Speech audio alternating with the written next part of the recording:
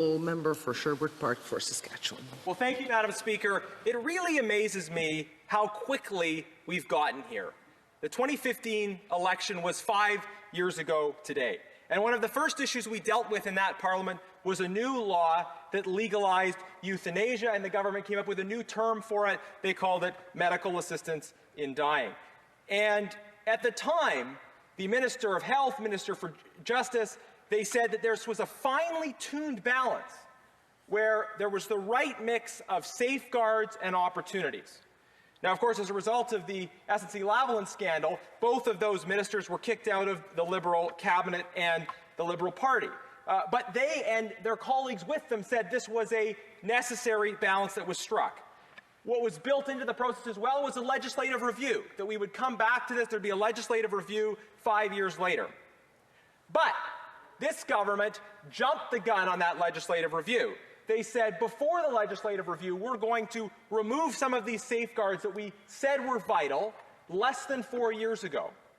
And we're going to do that ahead of any legislative review.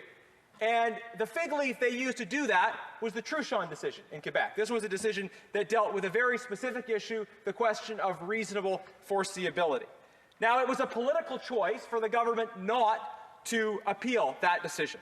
They did not appeal that decision because they didn't want to. They wanted to be able to justify, ahead of the timeline set by the legislative review, to move forward with the removal of safeguards that they had just said quite recently were vital.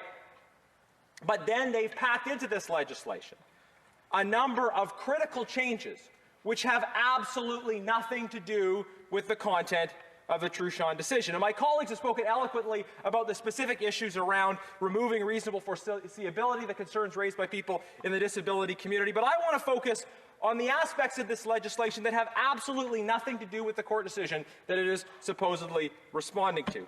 This legislation will bring us, for the first time, three things that I think Canadians should be very concerned about. It will bring us same-day death, the opportunity to receive death on the same day you request it, same-day death. It will bring us death without contemporaneous consent. It will bring us a situation where people will have their lives taken without being consulted in the moment. And thirdly, it will bring death without the presence of independent witnesses. And I am opposed on all three counts, Mr. Speaker. I do not think we should have same-day death. I don't think we should have death without contemporaneous consent or any kind of contemporaneous consultation. And I don't think we should have death without independent witnesses present. So same-day death, let's talk about that. Right now, there is a 10-day reflection period.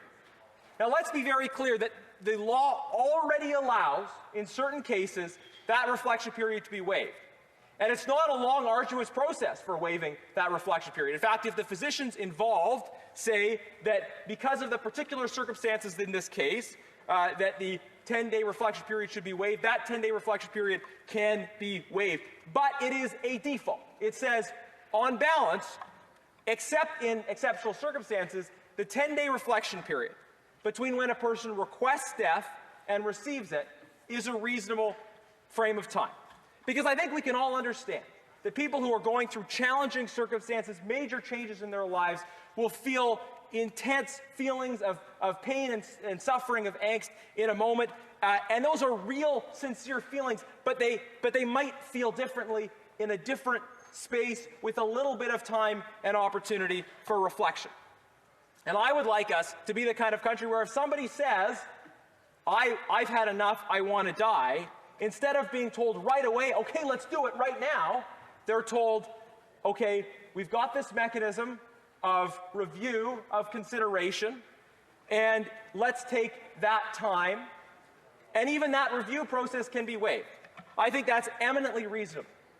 I think what we don't want in this country is a situation where I might go visit an elderly relative on Wednesday, and they seem totally fine, and then I come back on Friday and find out, oh, well, yesterday the person requested death and received it on the same day. We should leave in place a default of a 10-day reflection period. And it's not only members on this side of the House who feel that way. I raised the question during questions and comments before prorogation. Even the member for Richmond Hill said that he supported leaving in place the 10-day reflection period. I know there are other Liberals who believe this as well. And I would challenge them to do the right thing, to recognize the need for this amendment to remove same-day death. It just isn't safe. It's dangerous. It's rife with abuse. It doesn't allow people the time and space to consider carefully in consultation with family members. The 10-day reflection period can be waived, but it is an important default to have in place. Secondly, we have a proposal on this legislation, nothing to do with the Truchon decision, a proposal for death without contemporaneous consent. Now, what this means is that a person could say in advance, I want you to take my life on December 31st, and if I don't have capacity, then go ahead and take my life anyways. There is no requirement in this legislation for on that future date set for there to be any kind of consultation with the patient. In other words, a person in whatever state of mind, they could not even be told. They could have something slipped in their coffee without being told in advance. In other words, they can have their life taken without being asked in the moment. And members are giving me looks. Look at the legislation. There's no requirement in the legislation for the patient to be told what is happening while it's happening. I would, at a minimum, propose that we amend the legislation to say that if somebody has provided advance consent, at least at the moment when that action is happening, that the person administering it be required to tell them, this is what is happening, and given the opportunity to, in that moment, regardless of their state of capacity, to be able to offer some kind of objection if that is the way they feel. Because there is nothing in the legislation as it's written right now for, in the moment when a person's life is being taken, for them to be told what has happening or ask their opinion in any way. I don't believe, as a matter of principle, that it is consistent with an ethic of choice and autonomy for my past self to be able to bind my future self.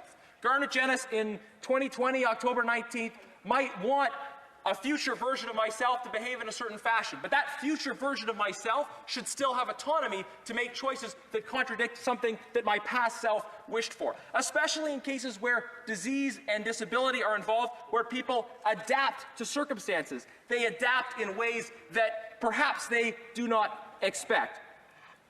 Madam Speaker, the third point I want to talk about is that this legislation brings us death without independent witnesses.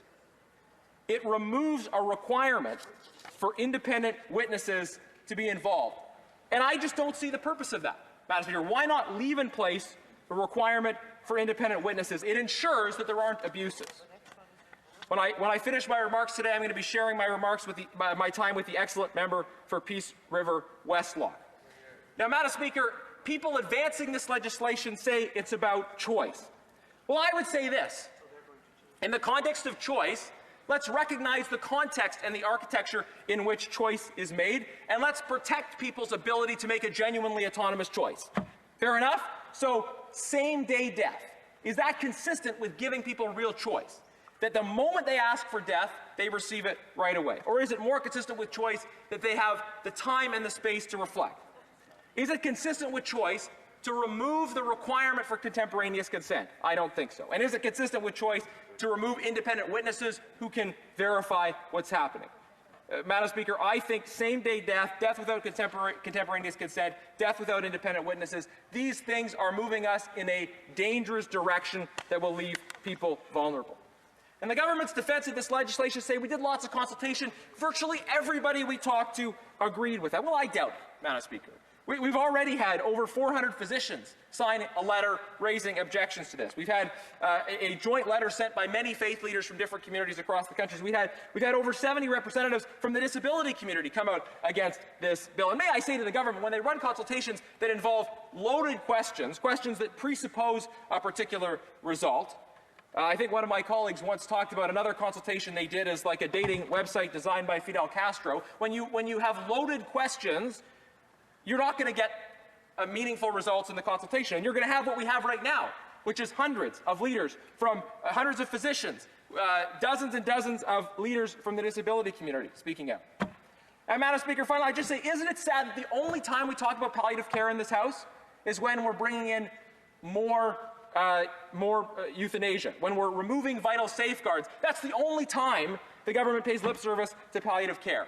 They're so eager on assisted dying, and they're taking no action on assisted living. And they don't appreciate that if you don't have proper assisted living and palliative care available, then people don't have a meaningful choice.